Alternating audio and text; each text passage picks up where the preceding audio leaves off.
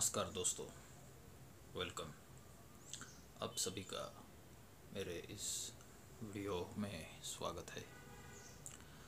हर बार की तरह इस बार भी मैं आपको कुछ एक प्रेरणादायक मालूमात देना चाहता हूँ। इस बार मैं जो आपको बताने जा रहा हूँ वह एक सत्य घटना है। यह सत्य घटना महाराष्ट्र में घटी है हाल ही में। तारीख थी 25 सितंबर।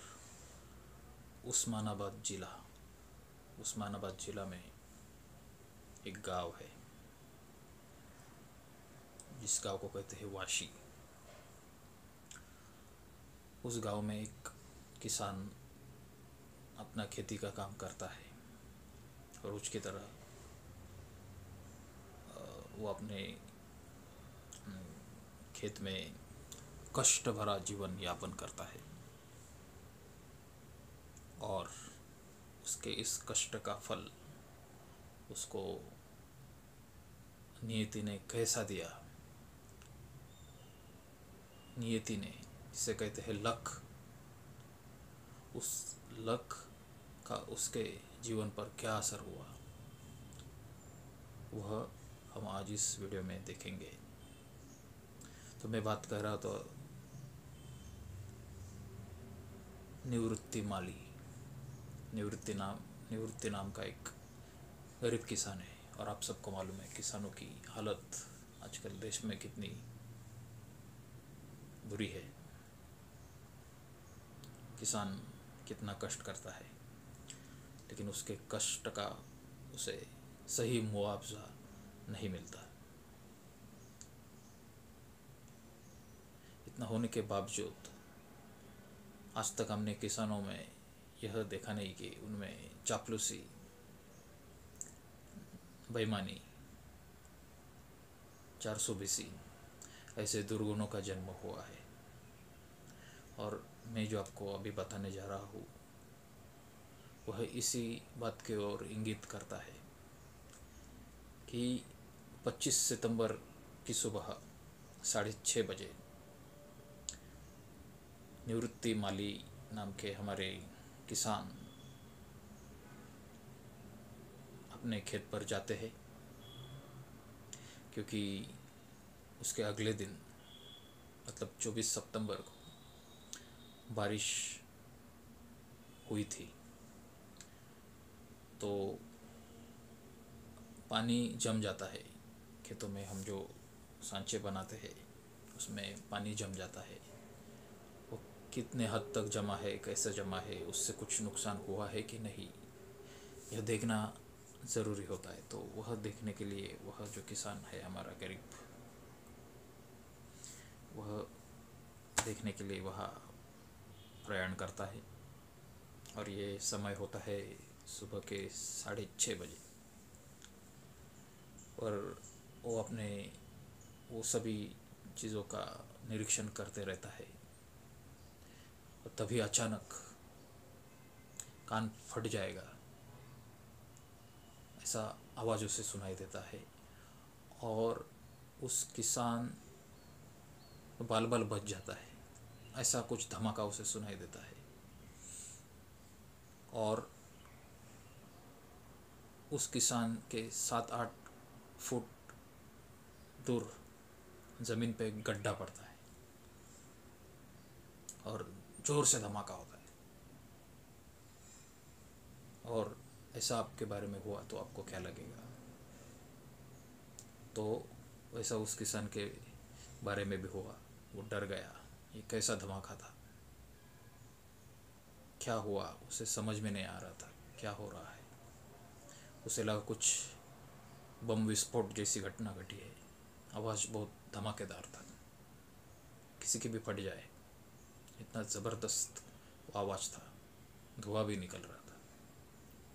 और ऐसे वक्त कोई भी आम आदमी ये सोचेगा ये कोई आतंकी हमला तो नहीं, लेकिन फिर ये भी सोचेगा अरे इस गांव में और ऐसे सुनसान खेत में ये पागलपन कौन करेगा, शायद आसमान से कुछ गिरा हो तो। तो इसलिए वो जो गड्ढा पड़ा वहाँ गया, और गया तो देखता तो क्या, वहाँ एक चीज़ मौजूद थी। वो चीज़ क्या थी कि 2 किलो जिसका वज़न है, ऐसी कुछ चीज़ उसको वहाँ दिखाई दी, और वह चीज़ सोने की थी।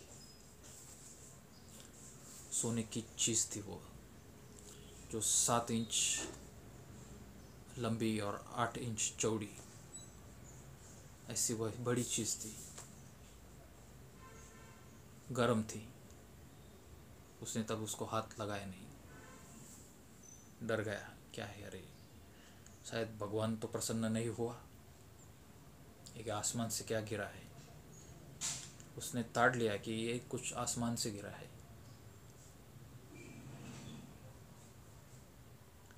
उसने वो देखा, गौर से देखा।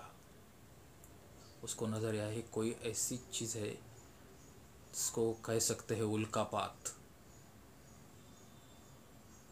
उल्कापात जिसे कहते हैं, उल्का, आसमान से कोई उल्का गिरी थी, और वह उसके 7-8 फुट दूर गिरी थी। वो बाल बाल बच गया।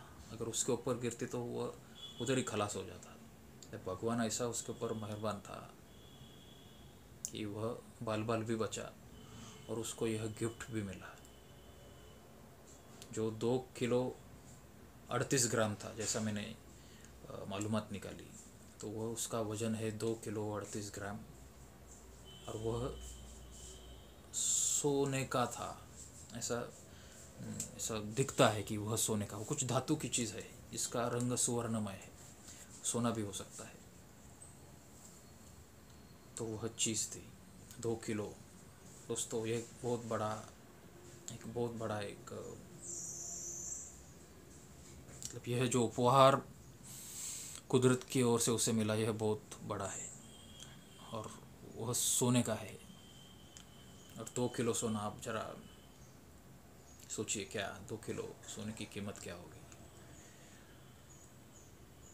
तो वह उसने देखा, वो देखा, उसका निरीक्षण किया, और थोड़ा घबराया भी कि अरे बाप रे, ये क्या है। तो मैं आपको कह रहा था कि कोई आम किसान होता, जो बदमाश 400 बीसी करने वाला अगर कोई व्यक्ति होता, तो यह मालूमात वह किसे भी नहीं बताता। यह मालूमात किसे भी नहीं बताता। वह जो सोना है उसका वह इस्तेमाल करता। ओके, खंड खंड में उसको बेच सकता था, लेकिन उसने नहीं किया। ये गरीब होने के बावजूद उसके मन में यह शैतान ना जन्म ले पाया, और उसने वह मालूमात पुलिस को दी कि देखो, एक ऐसा ऐसा कुछ हुआ है, क्या है, इसके ऊपर संशोधन होना चाहिए। उसके मन में ऐसा भी नहीं आया चलो इसको काट देते हैं। पुलिस को और किसी साइंटिफिक जो लेबोरेटरी, उनको बताना ही है तो थोड़ा सा ही दे देते उनको, 90% पार्ट अपने पास ही रख लेते, 10% पार्ट दे देते हैं। ऐसा भी उसके मन में नहीं आया। उसने वह तहसील कार्यालय जो है, तहसीलदार, उसको बताया, और तहसीलदार ने भी इस चीज़ का संज्ञान लिया, और वह जो टुकड़ा है आसमान से गिरी, वो उल्का है। उसने वो इंडियन भूवैज्ञानिक जो डिपार्टमेंट होता है वहाँ सुपुर्द कर दिया, और उसके ऊपर अभी संशोधन चालू है, रिसर्च चालू है। और वो क्या चीज़ है, क्या नहीं है, वह सब क्षण क्षण बाहर आएगा। तो दोस्तों, मैं आपको ये बता रहा हूँ, ये सत्य घटना है। आप देखिए, 25 तारीख का कोई भी महाराष्ट्र का पेपर, वर्तमान पत्र उठा के देखिए, आपको उस्मानाबाद में जो घटा, आसमान से उल्कापात हुआ और सोना गिरा, ये सत्य घटना है। और यह होने के बावजूद भी हमारा जो गरीब किसान है, हमारा भाई, उसके मन में स्वार्थ का उद्गम न हो पाया। तो ऐसे है हमारे किसान, ऐसे किसानों को हम सैल्यूट करते हैं। और आजकल किसान वर्ग की हालत बहुत बेकार है, बहुत दुख का जीवन वह जी रहे, और उनके लिए जो करना चाहिए सरकार ने वह वो कर नहीं रहे। और आप देख भी रहे हैं कि केंद्र सरकार ने जो काले कानून लागू किए हैं, जिसे काला कानून कहा जाता है, ऐसे 3 काले कानून लागू किए हैं, जिसके वजह से किसानों की हालत और बुरी होने वाली है, ऐसा उनका कथन है।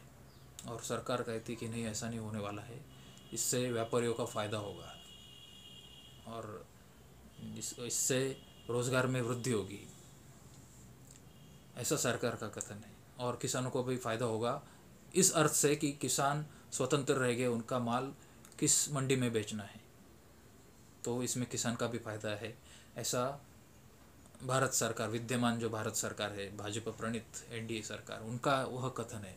और आप देख रहे हैं कि पिछले कितने दिनों से, मेरे ख्याल से 100 दिनों से भी ज़्यादा दिनों के लिए हमारे किसान वह आंदोलन कर रहे हैं। तो ऐसी बेकार परिस्थिति हमारे किसानों की है। तो किसानों की हालत बहुत बुरी है, और इतना बुरा होने के बावजूद भी हमें फ़क्र है कि किसानों का जो मन है वो अभी भी पवित्र है, उनके मन में कोई ज़्यादा खोट नहीं है। और उसके लिए मैंने आपको यह उदाहरण दिया कि यह जो महाराष्ट्र में उस्मानाबाद में जो घटना घटी, वह किसान अगर चाहता तो वह जो उल्का है वो अपने पास ही रख लेता और वो एंजॉय करता। उसने वैसा नहीं किया, ईमानदारी से वह टुकड़ा तहसीलदार के पास सौंप दिया, और वो तहसीलदार ने वो भारतीय भूवैज्ञानिक जो डिपार्टमेंट है वहाँ सौंप दिया। तो ये ऐसे है हमारे ज़बरदस्त नागरिक। तो ऐसे नागरिकों को हम शतशः वंदन करते हैं, प्रणाम करते हैं। तो दोस्तों, आपको मैंने यह सत्य घटना बताई है, इसके बारे में आपके जो कुछ विचार होंगे वह आप कमेंट सेक्शन में कमेंट कर सकते हैं।